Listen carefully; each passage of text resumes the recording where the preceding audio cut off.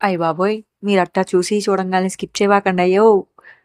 ఎందుకంటే, నేనివాళ నుంచి ఒక మంచి సీరీస్‌ని కంటిన్యూ చేద్దామనుకుంటున్నాను. ఆ సీరీస్ పేరు 'మిడిల్ క్లాస్ ముచ్చట్లు.' ఈరోజు నుంచి కొన్ని సీరీస్ చేస్తాను. 'మిడిల్ క్లాస్ ముచ్చట్లు' అనే సీరీస్‌ని. నా వీడియో గనుక నచ్చితే ప్లీజ్ చివరి వరకు చూడండి. సబ్స్క్రైబ్ చేసుకోండి. సపోర్ట్ చేయండి. ఇంకా టాపిక్‌లోకెళ్ళిపోదాం. లేట్ చేయొద్దు. మన ఊర్లలో మిడిల్ క్లాసోళ్ళుంటారు. అంటే మనలాంటోళ్ళేలెండి మిడిల్ క్లాసోళ్ళంటే. మన అమ్మా, నాన్న దగ్గర నుంచి మొదలుపెడదాం. అమ్మా, నాన్న పెళ్ళైనప్పుడు బాగానే ఉంటది. అంతా బాగానే ఉంటది. మిడిల్ క్లాసోళ్ళకి ఏంటంటే ఉండటానికి ఇల్లు, తినటానికి తిండి, ఉండటానికి బట్టలు ఉంటాయి కానీ, ఎక్కువ డబ్బు ఉండదు. అలాగని తక్కువ ఉండదు. అవసరానికి ఎంత ఉండాలో అంతే ఉంటదనమాట. భార్యాభర్తలున్నంత వరకు బాగానే ఉంటది. వాళ్ళకి పిల్లలు కలిగినప్పుడు ఆ భారాలనేది తెలుస్తా ఉంటాయి మిడిల్ క్లాస్‌లో. ఏంటంటే మనకున్నా లేకపోయినా మన పిల్లలకి పెట్టుకోవాలి. ఒక రూపాయి ఎక్కువైనా సరే అప్పో సొప్పో చేసి మన పిల్లల్ని మంచిగా చదివించుకోవాలి. మన ఫ్యూచర్ ఉన్నట్టు మన పిల్లల ఫ్యూచర్ ఉండొద్దు అన్నట్టుగా తల్లి, తండ్రి ఎంతో శ్రమ చేస్తారు.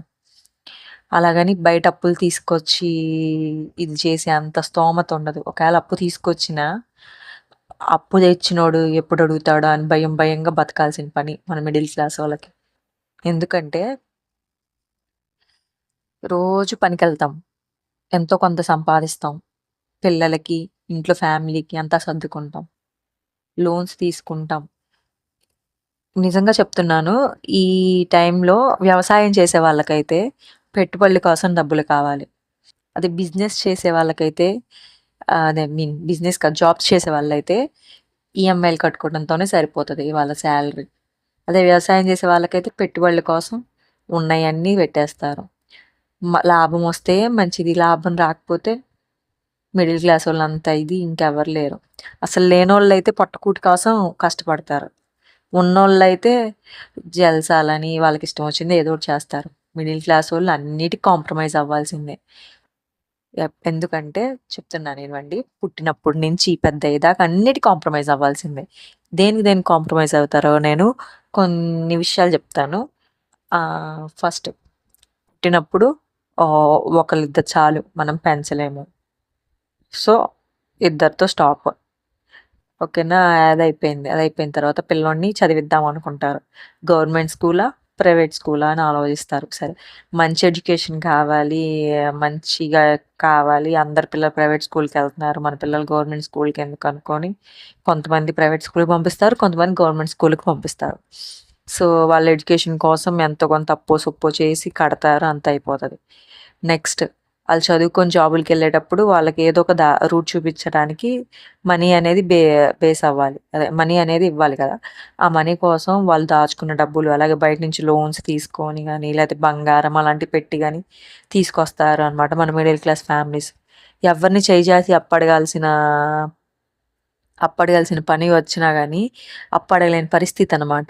ఎందుకంటే గబిక్కన వాళ్ళొచ్చి మన ఇంటి ముందుకొచ్చి అడిగితే మనం తల ఎక్కడ పెట్టుకుంటాం. ఈ మిడిల్ క్లాస్ ఫ్యామిలీస్ ఎలాగుంటాయంటే ఆహ్, ఎవరైనా వచ్చి అడిగితే నలుగురిలో మన పరువు పోతుందన్నట్టుగా ఫీల్ అవుతారనమాట.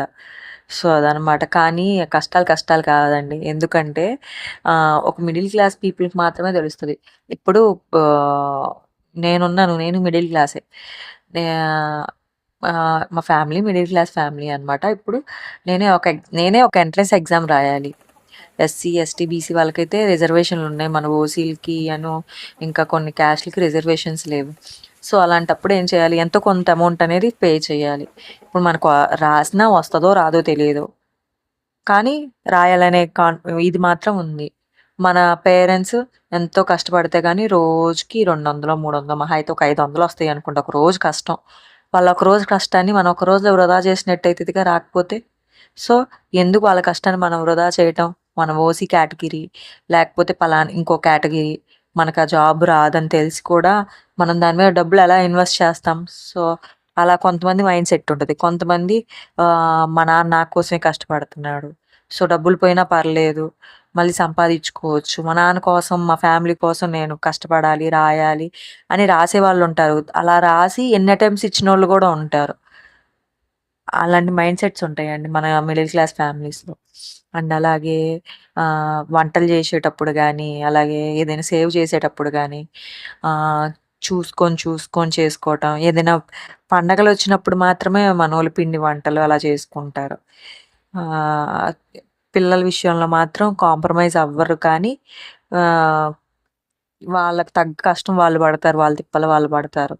అండ్ అలాగే పిల్లలు ఆహ్, మా మేమిలా చదువుకున్నాం, మేమిలా చేసాం. మా పిల్లలు మాకన్నా ఇంకొంచెం హయ్యర్ పొజిషన్‌లో ఉండాలి. మా పిల్లలు మాలాగా ఇదిగా ఉండకూడదని చెప్పి వాళ్ళు ఇదనమాట. సో, ఏంటంటే మిడిల్ క్లాస్‌లో ఉన్నోళ్ళ మెంటాలిటీ ఏంటంటే, మనం కష్టపడుతున్నాం, ఇప్పటికి కష్టపడుతున్నాం. మన పిల్లలు మనలా కష్టపడకూడదు. వాళ్ళకి కొంచెమైనా ఉపశమనం ఉండాలి. మనం కొంచెం సంపాదించి పెట్టాలి.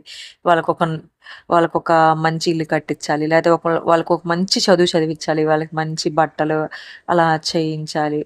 అలాగా అలాగనమాట. కొంచెం పిల్లలకి కొంచెం గూడా దెబ్బ తగలకుండా చూసుకునేలా చేస్తారు. కానీ పిల్లలకి మంచి, చెడు 2 తెలియాలండి. ఎందుకంటే పేరెంట్స్ కష్టం తెలిసిన పిల్లలే ఏదైనా చేయగలరు. మా పేరెంట్స్ కష్టపడుతున్నారు. నేను చదువుకోవాలి మంచిగా. నా పేరెంట్స్ నా మీద ఇంత డబ్బు పెట్టారు. నేనింత మంచిగా చదువుకుంటే నా పేరెంట్స్ హ్యాపీ అవుతారు. నేను హ్యాపీ అవుతా అని చెప్పి అనుకుంటా. ఇప్పుడు కొంతమంది పాపం చాలా డబ్బు పెట్టి చదివిచ్చినోళ్ళు ఉన్నారండి. మిడిల్ క్లాస్ ఫ్యామిలీస్‌లో అప్పు చేసి లోన్స్ పెట్టి లేతే చేయించుకున్న బంగారం మెడలో బంగారపు పుస్తెలు గాని, చెవులి గాని అన్నీ అమ్మేసి చదివిచ్చినోళ్ళున్నారు. కానీ కొంతమంది పిల్లలు అమ్మా, నాన్న గురించి ఆలోచించకుండా స్ట్రెస్ మెయింటైన్ జేసుకొని వాళ్ళు ప్రాణం తీసుకునేంత స్థితికెళ్ళిపోతున్నారు. ఆ అమ్మా, నాన్నలే పాపం జేశారండి పాపం. ఏదైనా ఉంటే అమ్మ, నాన్నకి చెప్పుకోవచ్చు కదా! నా వల్ల కావట్లేదని. వాళ్ళు అర్థం జేసుకుంటారు గదా! ఒకసారి కాకపోతే ఒకసారైనా ఓ 2, 3 సార్లు చెప్పి చూస్తే. వాళ్ళ కష్టానికి ఫలితం ఏదండి? అంత కష్టపడి పిల్లల కోసమే గదా! ఇది అండి ఇవాల్టి సిరీస్. మళ్ళీ నెక్స్ట్ సిరీస్‌తో మళ్ళీ కలుద్దాం. Thank you.